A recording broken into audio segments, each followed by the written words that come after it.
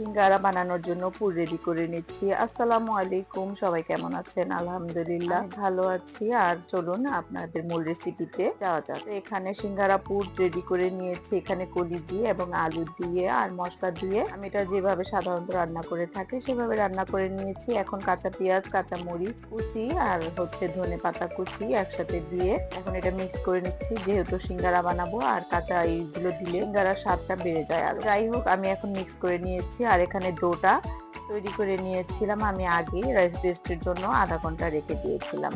তো রেস্ট হয়ে গিয়েছে, এখন আবার ভালো করে মথে নিচ্ছি। মথে নিয়ে এখন আমার ডোটা রেডি সিঙ্গারার টপিক বানানোর জন্য। হাতের তালুর সাহায্যে এটা লম্বা করে নিয়েছি যাতে করে এটা লেচি কাটতে আমার জন্য সুবিধা হয়।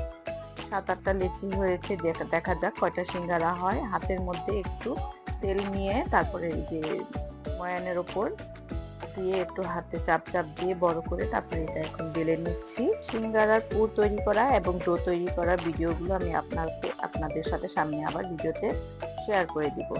যেহেতু এখানে আমি পুরোপুরি সিঙ্গারা কিভাবে বানাই সেটাই আপনাদের সাথে শেয়ার করছি, আর ভিডিওটা বড় হয়ে যাবে সম্পূর্ণ ভিডিও দিতে গেলে। তো যাই হোক, এখানে আমার বেলাটা কমপ্লিট হয়ে গিয়েছে। এখন চারো সাইডে আমি পানি দিয়ে আর এক সাইডে কিন্তু বাখরখানি যেভাবে কাটে সেভাবে আমি কিন্তু কেটে নিয়েছি ডিজাইন। এর মধ্যে পুর দিয়ে দিচ্ছি, পুর দিয়ে তারপর এটা কিভাবে ভাজবি বাস পেছন থেকে টেনে এনে বাস চাপ দিয়ে দিলাম মুখে, বাস হয়ে গেল। তো ডিজাইনটা কত সুন্দর দেখা যাচ্ছে, বোঝা যাচ্ছে কিনা আমি ক্যামেরার সামনে নিয়ে তারপর আপনাদের সাথে আবার দেখালাম।